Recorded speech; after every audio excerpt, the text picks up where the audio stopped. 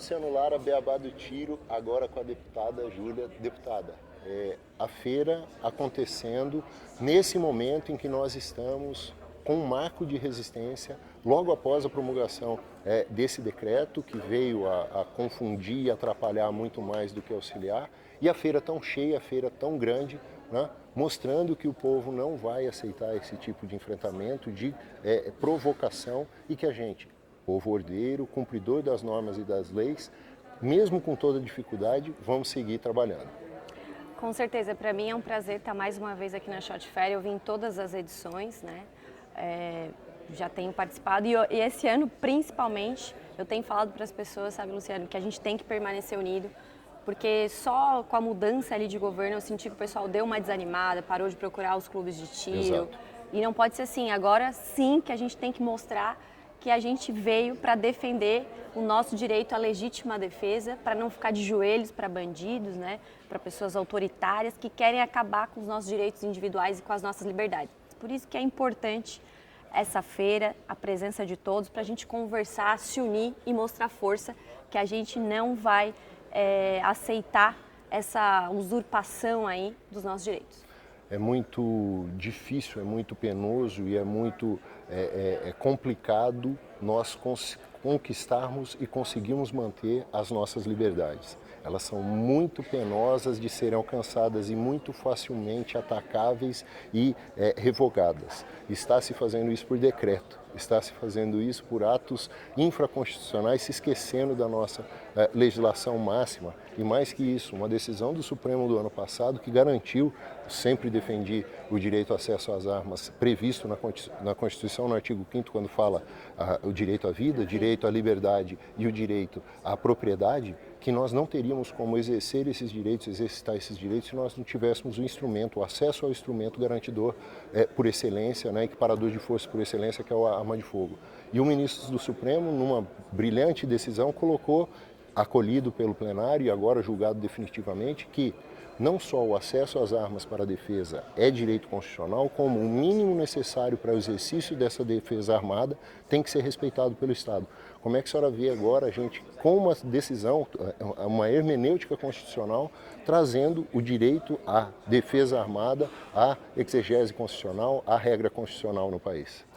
Como você bem falou, isso já está na nossa Constituição, né? Mas a nossa Constituição ela tem sido interpretada da maneira que melhor convém aos certos grupos que exercem um domínio sobre a nossa democracia, né? Pessoas que enchem a boca para falar em Estado democrático de direito, mas quando é para de fato ser uma pessoa democrática, respeitar todas as visões de mundo, não é bem assim. A gente sabe que esse governo, né, é um governo desarmamentista. Eu tenho chamado esse decreto do Lula e do Flávio Dino de decreto genocida, porque impede uma pessoa de se defender, impede a prática de um esporte que também está na Constituição, no artigo 217. Perfeito. Né? Então, é todo um absurdo e eles querem desumanizar e tratar como cidadão de segunda classe empreendedores que investiram nesse setor, que pagam impostos, que enfrentam ainda mais burocracias do que um empreendedor comum, né? E isso não pode. Isso sim é antidemocrático. Perfeito. E você vê que eles largam números, assim, por exemplo, o feminicídio aumentou no Brasil com os decretos do Bolsonaro que deram um pouquinho mais de acesso à arma, porque não é assim, né? Eles não deram arma, não saíram jogando arma assim para todo mundo. Sempre foi difícil ser livre e ter armas nesse país. Então, eu provei outro dia num debate com uma deputada do PSOL, eu fui buscar esse número do meu estado de Santa Catarina, busquei com a Polícia Civil e, pasme, os feminicídios aqui em Santa Catarina durante o período de 2019 a 2022, com a arma legalizada, porque a arma de bandido eu não trato. Sim. Eu não trato de arma de bandido, diminuiu.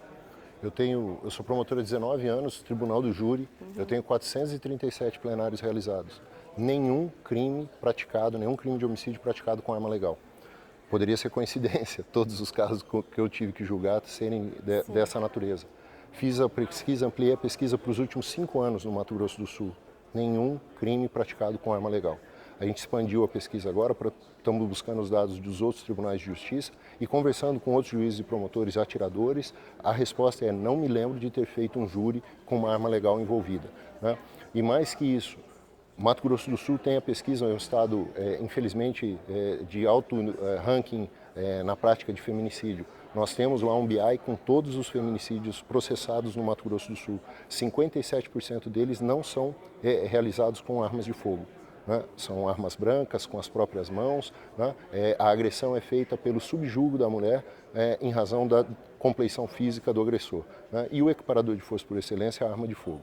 Minha esposa é campeã de PSC, é atiradora de rifle, né, na plataforma R, tão demonizada aqui no Brasil, é campeã estadual de pistola, mostrando que as mulheres têm condição, não é questão de empoderamento, é de efetivação da capacidade de defesa. Como é que faz para equiparar uma pessoa de compleição física menor, uma pessoa de menor força, contra uma agressão? Um cidadão maior, com agressores de maior número, somente com acesso ao equipamento. A garantia agora constitucional de acesso ao equipamento e mais a força da nossa bancada, que acredita na defesa das liberdades e na defesa da vida, é de primordial importância nesse momento que a gente tem que adaptar inicialmente e mudar. Como é que a senhora vê isso e como é que a senhora pode trabalhar isso no Congresso para nós? Nós estamos conversando com diversas forças dentro da Câmara dos Deputados. Tem aqueles que, como eu, defendem muita liberdade nessa questão das armas. Tem uns que é mais ou menos, né, que defende a posse, mas não defende o porte. Nós estamos tentando chegar num consenso para quais itens seria viável de a gente barrar desse decreto genocida que eu tenho chamado. A bancada ruralista agora, né, na figura do deputado Pedro Lupion, que é o presidente da Frente Parlamentar da Agropecuária, que é a frente que mais tem força no Congresso Nacional.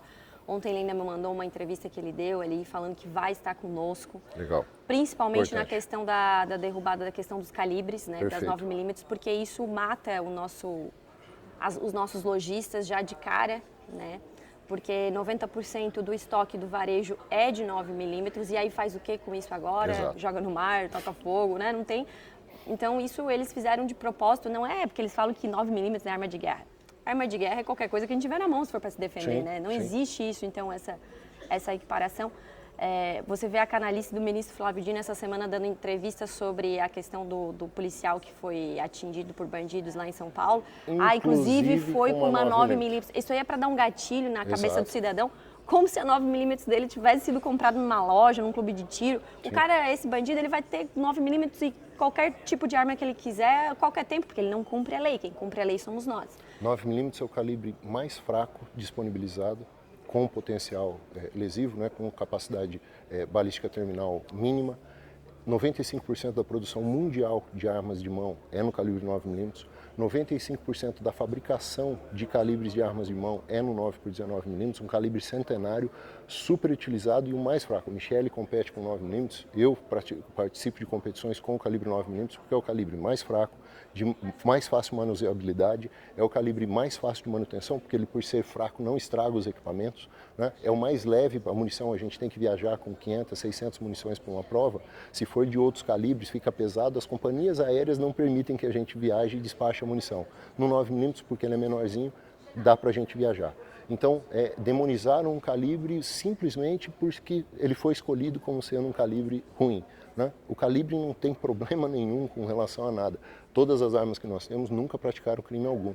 Claro. Não é a arma, não é o calibre, é a maldade. E quando não tem arma, tem pau, tem pedra, tem panela. Eu já fiz júri até com corda, com pedaço de pano. Violão, né? Eu já vi, o namorado matou. Quem então, quer matar, né? mata. E não é essa a questão. E que pena que a mulher não vai ter o direito de se defender. Se ela Exato. quiser, eu conheço um caso aqui de Santa Catarina, Luciano, que de Rio do Sul, a mulher tinha vários boletins de ocorrência contra o ex-marido agressor. Nada acontecia, porque, né, essa é a realidade muitas vezes. E ela resolveu ir num clube de tiro comprar, pela Polícia Federal mesmo, uma arma para se defender. Certo dia ele chegou lá e ela se defendeu. Ela, né, disparou, fez disparos contra ele. Esse cara nunca mais vai voltar na casa dela.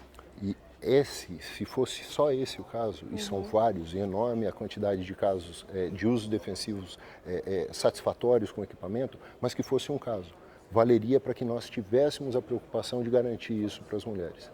É que nunca foi, é que o desarmamento é controle social, a gente sabe. Sim. Né? Infelizmente tem uma parcela da população que não sabe. Não é a maioria sabe que desarmamento é controle social e todo mundo mesmo quem não quer ter uma arma, quer que quem tenha vontade tenha o direito de defender a família, Sim. a propriedade, né, e a vida. Mas, voltando ali à questão da Câmara dos Deputados, nós estamos trabalhando nesse sentido para ver o que dá para barrar. Perfeito. O ideal é barrar tudo, mas a gente sabe que nós estamos vivendo sobre um governo que é desarmamentista, que sabe jogar o jogo, fazer o jogo dentro da Câmara dos Deputados, e lá as coisas não acontecem, né? Tem gente que vota por convicção, mas tem gente que vota Por outras razões. por outras razões. Entendeu? A esquerda vota de uma maneira, nós votamos de outra, e tem ali uma parcela que vai vendo como toca, como segue o baile. Então, o que nós temos que lidar? Nós temos que convencer também, mas o que nós temos para convencê-los? A nossa palavra, os nossos argumentos, e o governo tem cargos e emendas.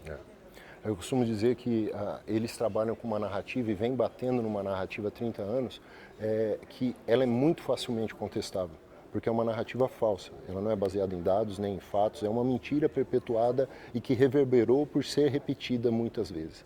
Nós precisamos da nossa narrativa, nós precisamos ter força na nossa narrativa, porque ela é baseada em fatos, ela é baseada na verdade e ela vai reverberar muito melhor. O problema é que há muito preconceito, há muita ignorância com relação. Eu tive participação no grupo de trabalho pela Confederação Brasileira de Tiro Prático e depois pelo Conselho Nacional do Ministério Público, e a minha luta ali era para mostrar para eles que eles não têm ideia sobre o que eles estão falando. Verdade foi que o decreto publicado foi um absurdo, né? Eu chamo ele um Frankenstein, ninguém consegue entender, tiraram partes de partes de partes e virou essa confusão. Queria agradecer demais a participação da senhora, o fato da senhora estar prestigiando aqui a feira, né, que é um marco de resistência, efetivamente 10 dias após a publicação do decreto, mostrando a força do nosso setor e o quanto a gente precisa do político, do poder político e da articulação política agora para resolver isso. Temos, graças a Deus, alguns guerreiros lá lutando com a gente. E eu assisti uma entrevista do presidente Arthur Lira, que até me deixou um pouco animada nesse sentido da questão dos calibres, no Roda Viva, que ele falou que também ficou... não ficou proporcional essa questão da restrição dos calibres. Perfeito. Demonstrou preocupação com as pessoas que já têm estoque de 9 milímetros, então penso que a gente tem chance de avançar nesse ponto sim. Obrigado. Tá bom? Obrigada. Mais uma vez, boa feira para a senhora.